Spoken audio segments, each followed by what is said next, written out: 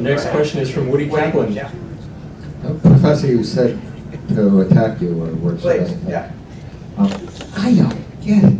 You talked about the sins of the father and that being the scare, and then you celebrate your ethnic and historical Judaism. You came to this honestly because of your name. Right.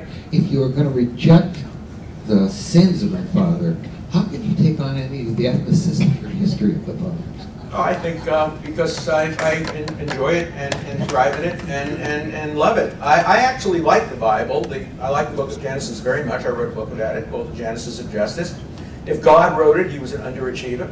It's filled with errors. And I think the worst insult you could give to God is that he wrote the Bible. You would think that a God could do much better than that.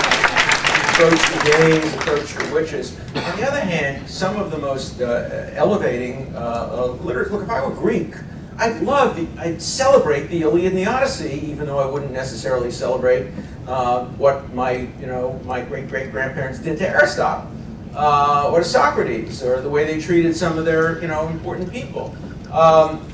So you pick and you choose. I am a Jewish secularist. The God I don't believe in is the Jewish God. Very much so. I don't care about the Christian God, but I care about the Jewish God. I've been struggling with him for 69 years of my life. And I am very much a product of my background. I am a Jewish law professor. I am a Jewish lawyer. I am a Jewish activist. I am a supporter of Zionism, two-state solution, end of the occupation, moderate, all of that. I believe in the right of there to be a secular Jewish state. Israel, by the way, is far more secular than the United States.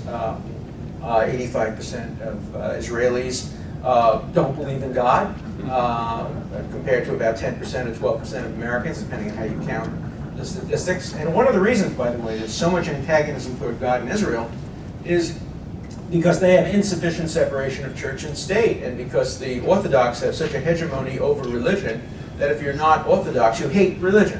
And that's one of the worst things about not having separation of church and state. It creates antagonisms toward religion. I don't want necessarily to see antagonism toward religions. I want to see mutual accommodation and respect, or total ignorance. And you can't ignore the Orthodox Jews in Israel because they tell you whether the buses will run on Saturday, whether the movies will be open on Friday night, and whether you can eat certain kinds of food in certain kinds of cities on certain days. So it has too much of an influence on the daily life of secular Israelis, which causes secular Israelis to turn against religion. In America, for example, many American Jews are secular, but they don't hate religion because religion doesn't influence them in a negative way. It doesn't affect the way they live their lives. But I think of myself as very Jewish, and I think of secular Judaism as a very important part of Judaism. Mordecai Kaplan described Judaism as a civilization. Sure, it was a religiously based civilization originally, but the dissent within Judaism about religion has been prominent since what's called the Haskalah, the Enlightenment. In the late part of the 18th and early parts of the 20th century, a whole movement built up of secular Judaism. It was one of the first religiously based secular movements in the world. And it's something I'm proud to be part of.